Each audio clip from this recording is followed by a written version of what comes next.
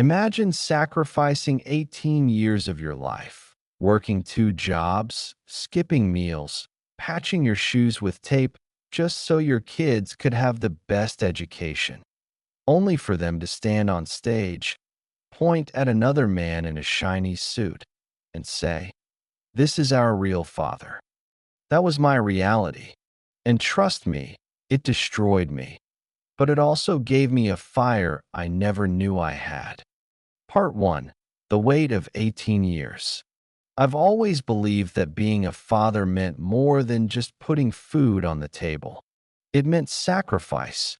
It meant bleeding so your children could fly. And for 18 years, I bled every single day. I didn't grow up with much.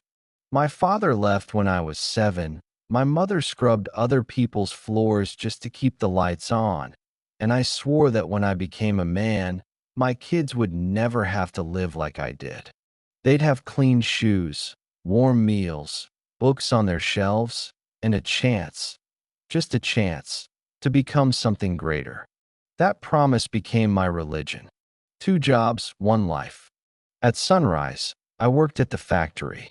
My hands toughened from pulling levers, tightening bolts, fixing machines older than me. The air always smelled of oil and iron, and by the end of every shift, my back screamed like I'd been beaten. But I didn't stop there. At night, I worked the grocery store, stocking shelves, hauling crates of soda, mopping floors after teenagers spilled slushies. My manager, a kid 10 years younger than me, barked orders like I was some kind of mule. And when I clocked out close to midnight, my feet dragging, I'd stop by the gas station for the cheapest coffee I could find just to keep my eyes open long enough to drive home. Sometimes, I'd sit in the car outside our small house and just breathe, my hands trembling on the wheel, knowing that inside, my children were sleeping soundly in their warm beds because I was out there breaking myself. Little moments that kept me alive. I didn't live for money. I didn't live for myself. I lived for moments. Like when my daughter, Sarah, was 10 and she hugged me so tight I thought my ribs would crack because I brought home a secondhand violin I'd found at a pawn shop. She kissed my cheek and said, "Daddy, one day I'll play on a big stage and you'll be in the front row."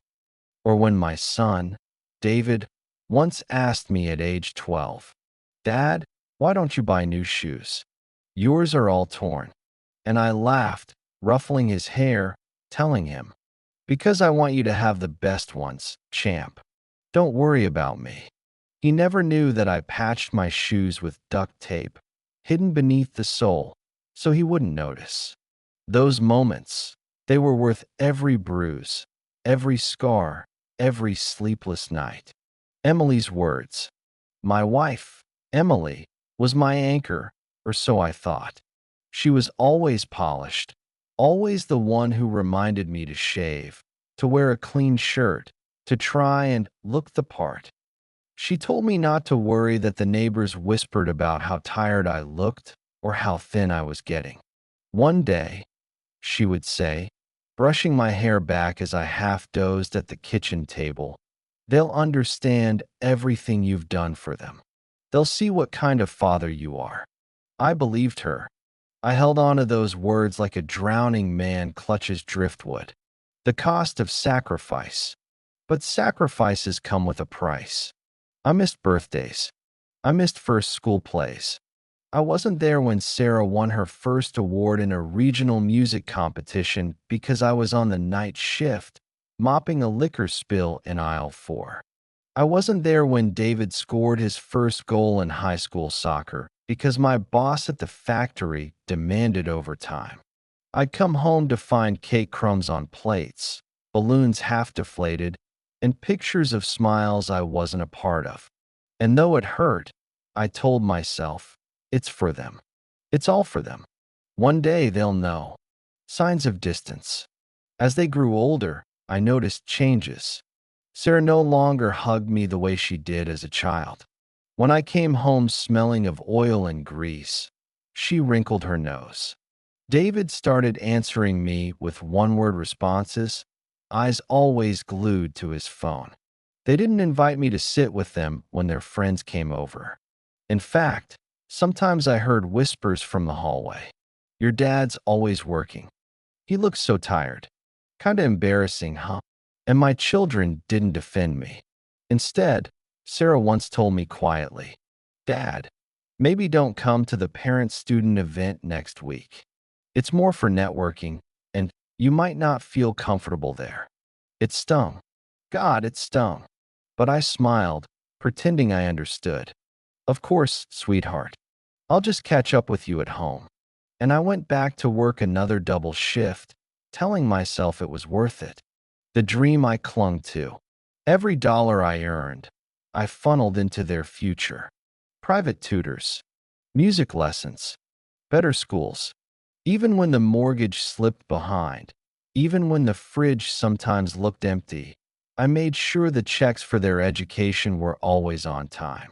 When Sarah got accepted into one of the most prestigious universities, I cried in the car after she told me. She thought I was upset, but the truth was, I was relieved. My sacrifices hadn't been for nothing. When David got in the same year, I nearly collapsed with pride. Both my children, walking into the halls of greatness. But that pride came with another crushing reality, tuition, and I had already given everything. That's when Emily said something that haunted me later. Don't worry, I'll handle the paperwork. The patents you signed over to me years ago, I'll look into options. Maybe we can leverage something. I barely listened. I trusted her. She was my partner. Besides, I was too exhausted to question it. The countdown to graduation. Those 4 years flew like a blur. More overtime. More side jobs. More ramen dinners alone in the kitchen. But finally, the day circled in my calendar came. Their graduation. I thought about it every night on my drive home. I imagined sitting in the audience, clapping, cheering louder than anyone, maybe even crying openly when they looked out into the crowd and saw me. For 18 years, I carried the weight. For 18 years, I broke my body. And that day was supposed to be my reward. I had no idea it would become the day they shattered me completely. Part 2. The day they disowned me. Graduation day. The day I had been waiting for. No, living for. Over 18 long years. I woke up before the alarm. My body was buzzing, like it knew something big was coming. I pulled open the closet, staring at my tiny row of clothes. Most of them work shirts stained with oil and sweat, the collars frayed from years of wear. But there, tucked in the back, was a shirt I saved for special occasions. White, or at least it used to be white. The fabric had dulled to a cream after years of careful washing, but it was pressed neatly. I took out the old tie I borrowed from a coworker at the factory. Navy blue, slightly faded. It wasn't much, but it was the best I had. When I slipped it on, I looked in the mirror. For a moment, I didn't see a broken man with calloused hands and deep lines under his eyes. I saw a father, proud, standing tall, about to watch his children take flight. The journey. The university auditorium was enormous, larger than any building I had ever stepped into. Marble steps gleamed in the sun, banners with the school's crest hung proudly, and luxury cars lined the parking lot. I parked my dented old sedan as far back as I could, hoping nobody would notice. Families filled the campus lawn, fathers in pressed suits, mothers in elegant dresses, grandparents in pearls and gold watches. They took pictures with expensive cameras, laughing freely. I clutched my cheap phone in my pocket, the cracked screen hidden by a cover. As I walked toward the entrance, I overheard whispers. A couple eyed me up and down, my outdated suit, my worn shoes polished to a dull shine. Probably a maintenance worker. I heard one of them murmur. I swallowed the shame and kept walking. None of it mattered. What mattered was them. The first glimpse. When I stepped into the hall, I saw them. Sarah, in her cap and gown, radiant, her violin pin shining proudly on her chest. David, tall and confident, the tassel of his cap brushing his cheek as he grinned, surrounded by classmates. For a moment, everything faded. All the pain, the fatigue, the years of sacrifice, it was worth it. Tears stung my eyes as I sat down in the crowded rows of parents. I wanted to run up and hug them, to shout, "That's my son. That's my daughter." But I stayed quiet. I wanted to wait for the moment I thought would heal everything. The ceremony. The dean gave a long speech, full of words about ambition, excellence, leadership. Families clapped politely, snapping photos.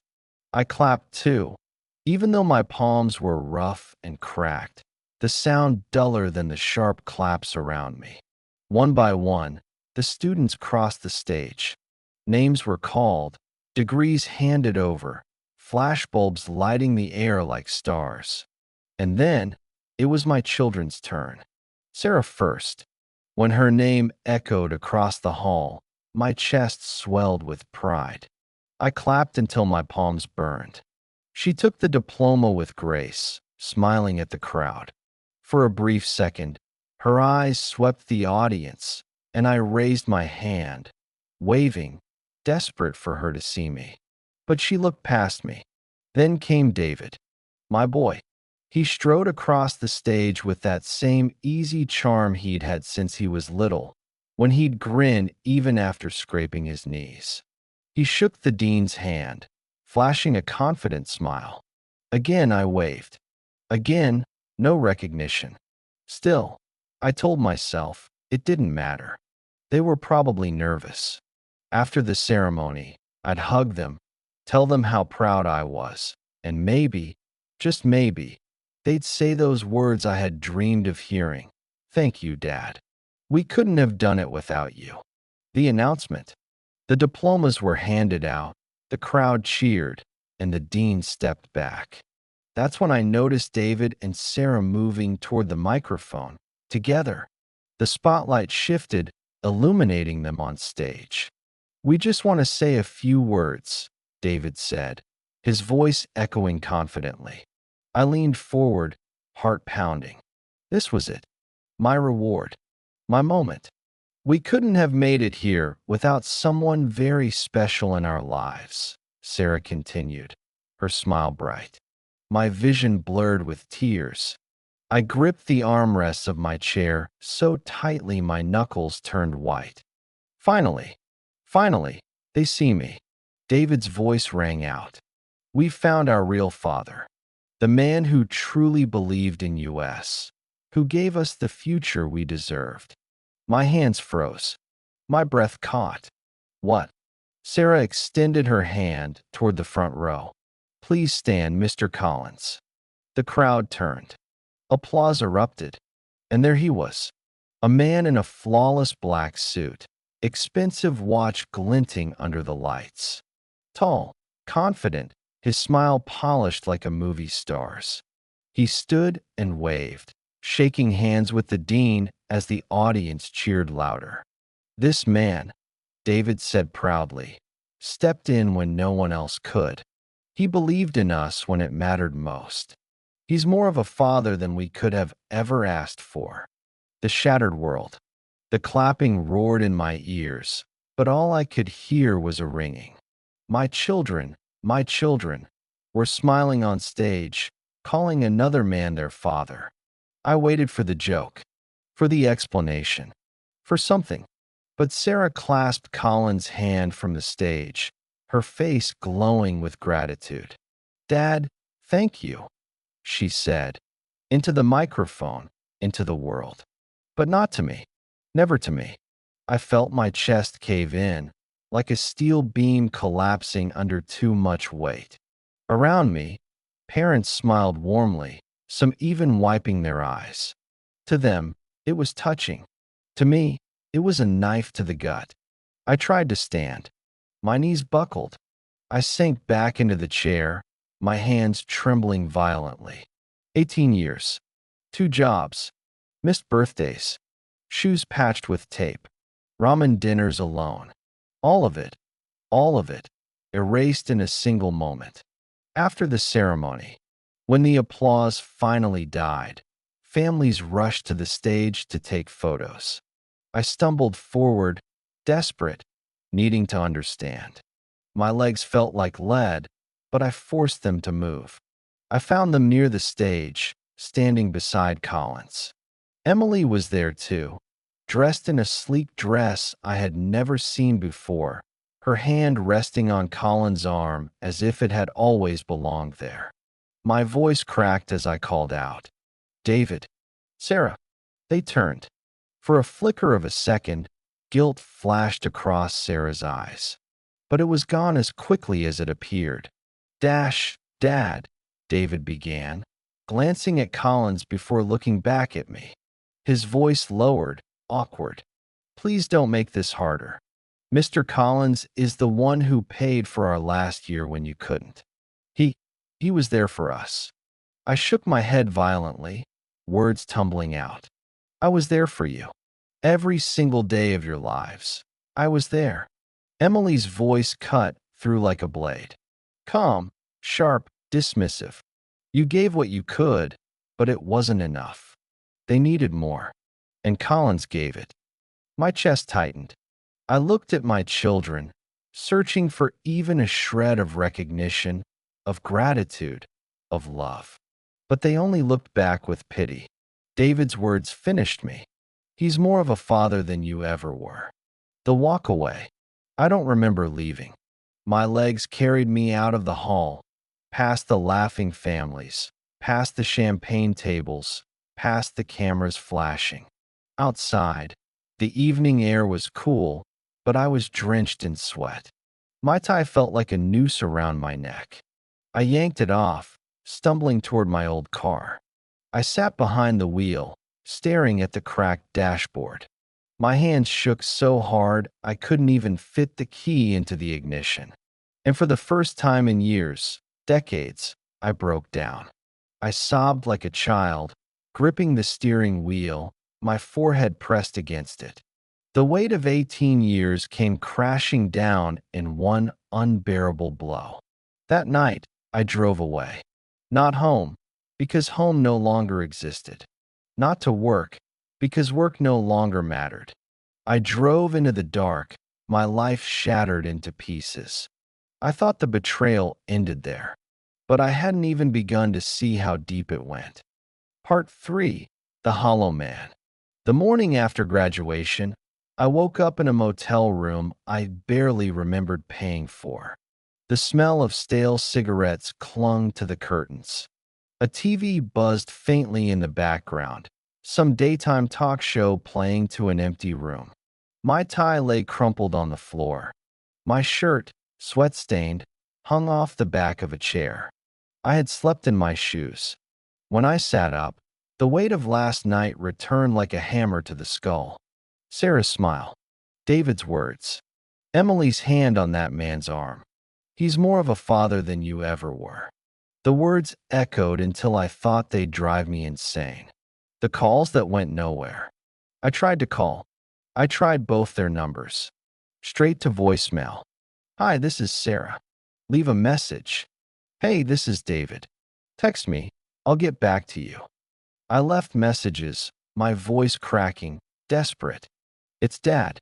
Please, just call me back. We need to talk." But days passed. Silence. Emily didn't answer either. When I finally drove back to the house, the locks were changed. A moving truck had taken half of everything. Through the window, I could see new furniture, new decorations, things I didn't recognize. It wasn't my home anymore. The final conversation. A week later, Emily agreed to meet me. Neutral Ground, a cafe downtown. When I walked in, she was already there, perfectly put together as always. coffee cup in hand, nails manicured, hair flawless. She looked like a woman who had never scrubbed dishes, never worried about bills, never spent nights awake praying her children would have enough. I sat down across from her. My hands were trembling. Why, Emily? My voice cracked. Why would you let them do that? After everything, after everything I gave them. She didn't flinch, didn't soften. Because love doesn't pay tuition, John. Because your sacrifices, while noble, weren't enough. Collins gave them what you never could. Opportunities, status, a future, a future. My fist clenched against the table. I gave them my entire life. She leaned back, her voice calm, almost bored. You gave them scraps. Collins gave them the world. That's the difference. My throat tightened. You were supposed to be my partner, my wife. I trusted you. Her eyes flickered, and then she said something that shattered me more than anything my children had said. You trusted me, and that's exactly why Collins Company exists today. The truth revealed. At first, I didn't understand. Then she smiled faintly, almost smugly. Those patents you signed over to me, the ones for those machines you tinkered with in the garage, the modifications you made to those engines and conveyor systems, Collins Company bought them. They're the foundation of his entire operation. I stared at her, numb. You sold them? Leased, technically, she corrected coldly. But yes, and it was the smartest thing I ever did. You never had the connections, the resources, the vision. You'd still be patching your shoes with duct tape if it weren't for me. My chest felt hollow. Every late night, every sketch I had drawn on napkins, every piece of machinery I had fixed and improved, it was all his now. Given away, branded under another man's name. And the kids, I whispered, you let them believe he was their father? She sipped her coffee, unbothered. He is, in every way that matters. The collapse. I left that cafe a ghost. My body moved, but I felt nothing. Over the next few weeks, everything unraveled. The house was gone. The bank accounts emptied. The patents untouchable. Even my old car broke down on the side of the highway one night, smoke billowing from under the hood as I sat there, too numb to even curse. I lived in cheap rooms, then in my car, then finally in a shelter when the car gave out completely. The people I had given everything for had not only abandoned me, they had erased me. And the worst part? I couldn't even hate them. Not fully. Because even in my rage, I still saw Sarah as the little girl clutching that pawn shop violin. I still saw David, 12 years old, asking why my shoes had holes. I hated myself more than anyone. For trusting, for sacrificing, for believing love would be enough. A world without purpose. Days turned to weeks, weeks to months. I worked odd jobs, construction, deliveries, labor no one else wanted.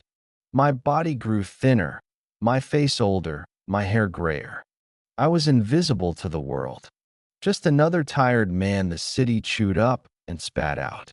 At night, I lay awake on a thin mattress in a room that smelled of mildew, staring at the ceiling, asking myself the same question over and over. Who am I, if not their father? For 18 years, that had been my entire identity, my purpose, my reason to wake up. And now, I was nothing, the flicker of something new. But life has a cruel, strange way of testing how much you can endure. One night, I found myself back in an old garage. Not mine, just a place I was renting out for a few bucks a month, mostly to keep my tools safe. I sat there, staring at a broken motor I'd been asked to fix. My hands moved on their own, adjusting bolts, sketching diagrams on scraps of paper. Hours passed. The motor whirred to life. And for the first time in months, I felt something. Not pride exactly, but clarity. This was what I was good at. This was what I had always been good at. Not speeches, not appearances, not wealth or status. Machines, inventions, ideas. Collins had stolen my past. Emily had stolen my family. But my mind, my hands, my will, they were still mine. And in that quiet, oil-stained garage, a thought took root. A dangerous, wild, impossible thought. What if I could start again? What if I could build something they couldn't touch? The turning point. That night, I sketched until my fingers cramped. Ideas I had buried for years poured out. Not just modifications, but full designs, new systems, more efficient engines, innovations no one had seen before. I had nothing left to lose. And maybe that was the key. Because when a man has nothing, he becomes capable of anything. Part 4. The man they couldn't kill. The garage became my sanctuary. The smell of grease and metal, the hum of tools. It was the only place where the ghosts didn't crush me. Every night after my day jobs, I returned there. I sketched, tested, failed, rebuilt. Over and over. Sleep became optional. Food, secondary. I was chasing something bigger than survival. And for the first time in my life, I wasn't working for them. I was working for me.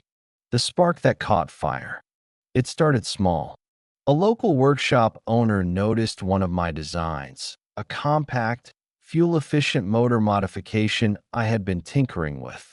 He asked if he could buy the prototype. I sold it for a few $100s. Enough to buy better tools. Enough to refine the design. Soon, word spread. Mechanics, small factories, even farmers came knocking. They wanted what I could build. What only I could build. My hands, once calloused from endless, meaningless labor, were now shaping a future no one could steal. The investors. One evening, a man in a crisp blazer showed up at the garage. He introduced himself as Robert Hale, a small-time investor who specialized in supporting inventors. "I've been hearing about you," he said, running a hand over one of my prototypes. "No one's been able to do this. Not at this cost. Not with this efficiency. Do you realize what you have here?" I shrugged, unsure. "Just an idea." He grinned. "It's not an idea. It's a company." That night, he offered me something I hadn't felt in a long time: belief. Not the hollow kind my wife used to give, but real, genuine belief. Within months, I had a small team, a proper workshop, actual contracts.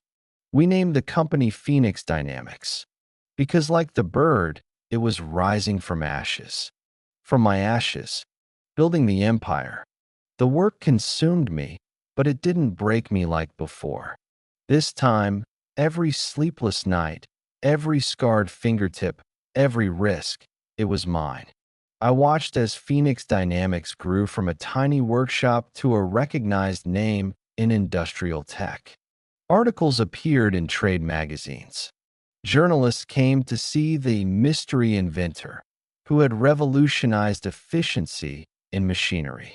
And the orders, they poured in. Factories wanted our systems. Farms wanted our engines.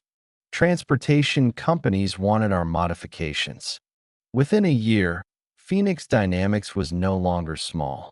It was a storm sweeping the industry. And Collins' empire, the one built on my stolen patents, was crumbling under the pressure. The fall of Collins. I followed the news silently. Layoffs, declining stock prices, lawsuits over faulty designs. Collins had expanded too fast, spent too much, relied too heavily on old technology that couldn't keep up. The irony wasn't lost on me. His foundation had been my stolen ideas. But without me, without my mind driving it forward, it was only a matter of time before it collapsed. And collapse it did. By the second year of Phoenix Dynamics, Collins' empire was bleeding money. Desperate. Vulnerable. That's when the offer came. The proposal. It was almost poetic. Colin's board reached out to mine, requesting a meeting. They wanted a partnership, a merger, salvation. I agreed to the meeting, but on one condition: it had to be face to face. The boardroom was glass-walled and sleek, overlooking the city skyline. When I walked in, wearing a suit tailored for me, not borrowed, not secondhand, every eye turned. Colin sat at the end of the table, older, paler, his confidence cracked. Emily sat beside him, looking polished but tense. And my children, Sarah and David, they were there too, now young professionals, their faces tight with worry. For a moment, none of them spoke. They were staring at me like I was a ghost come back to life. Finally, Collins forced a smile. "Mr. Carter, thank you for meeting us. We believe a partnership could be mutually beneficial." I let the silence stretch until it became unbearable. Then I smiled faintly. "Funny, because I don't remember us being partners when you stole everything from me." The reckoning. Emily shifted uncomfortably. "John, please, we were only doing what was best for the children." I laughed, a low, bitter laugh. "Best for the children? You called another man their father. You erased me. You used me. And now, when the empire you built on my back is rotting, you come crawling to me."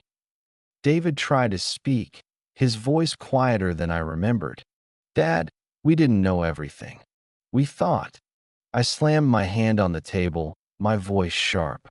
"Don't. Don't you dare call me Dad now. You made your choice on that stage." The room went silent. My children's eyes filled with shame, but I felt nothing. No anger, no sadness, just clarity. I leaned forward, sliding a folder across the table. "This isn't a proposal for a partnership. It's an acquisition. Phoenix Dynamics will buy your company. Your board has already agreed. Effective immediately, I own everything." Colin's face drained of color. Emily gasped. Sarah covered her mouth. David's shoulders slumped. I stood, buttoning my jacket. 18 years, I gave you everything. You traded me for a suit and a smile. And now here we are. I rose from nothing. You'll sink into it. The final choice. As I turned to leave, Sarah's voice broke. "Dad, please. Can we fix this?" I paused at the doorway. Slowly, I looked back at them. The family I had once bled for. The family that had destroyed me. For a brief second, the memories flashed.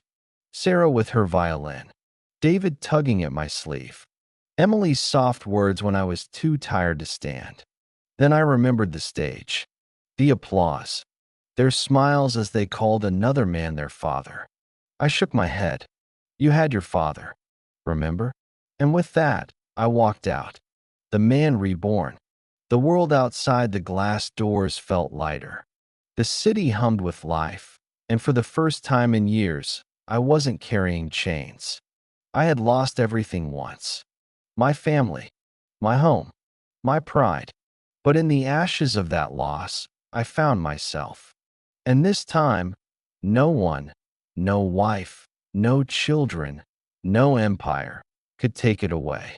Because I wasn't just a father anymore. I wasn't just a man who sacrificed.